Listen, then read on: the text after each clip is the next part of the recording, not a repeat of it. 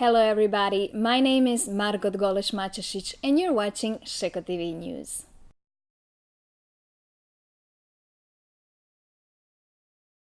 This is a quick roundup of the most important natural refrigerant updates from around the world.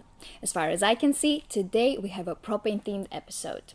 So let's dig in. This week's top news are that the FBI is installing a propane refrigerator and a Spanish brewer is investing 3.3 million euros in developing a propane-based chiller.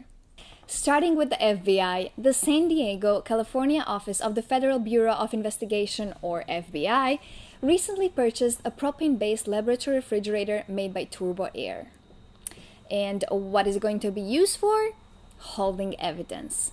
What a great way to protect both the country and the planet. Instead of HFCs that have high global warming potential, the FBI is using environmentally friendly natural refrigerants. Great way to go. Moving on to Spain, Spanish brewer Mahou San Miguel has invested 3.3 million euros in developing a propane-based chiller.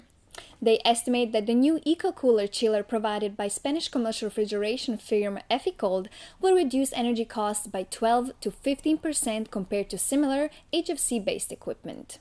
Now, apart from reducing energy costs, why is choosing propane-based refrigeration good?